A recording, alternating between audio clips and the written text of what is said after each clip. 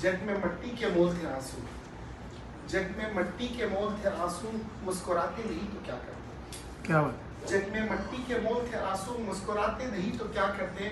हमको घोड़ों के साथ जीना था, हिनहिनाते नहीं तो क्या करते। क्या बात है। चलाइए बहुत कम है।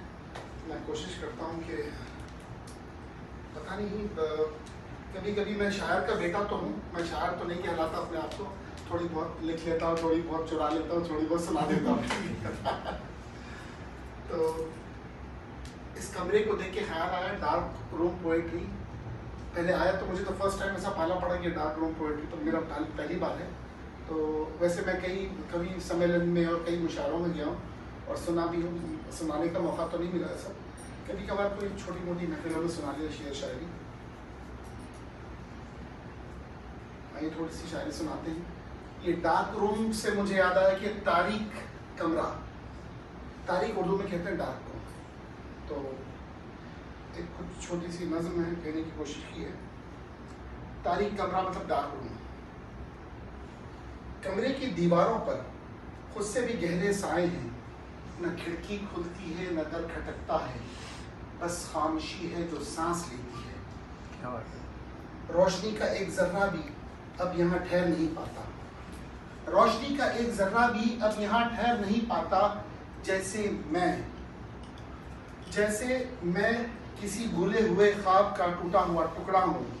आईना है मगर अक्स नहीं, आईना है मगर अक्स नहीं, यादें हैं मगर आवाज नहीं। धड़कन तो है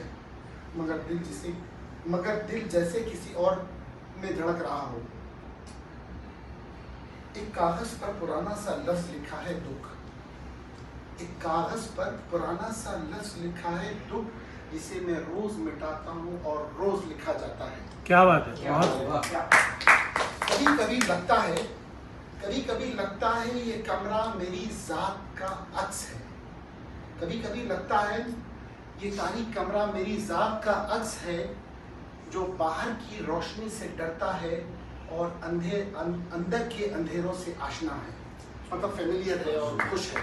आशना का मतलब ये है।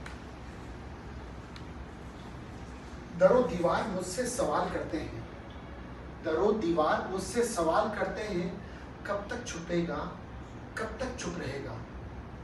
दरो दीवार मुझसे सवाल करते हैं, कब तक छुपेगा कब तक चुप रहेगा।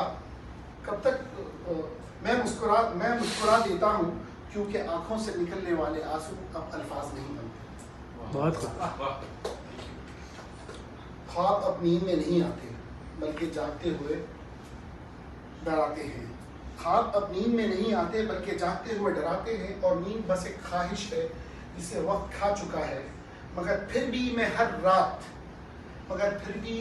रात इस तारीख कमरे में एक और नज़म लिखता हूँ और एक दर्द समेटता हूँ।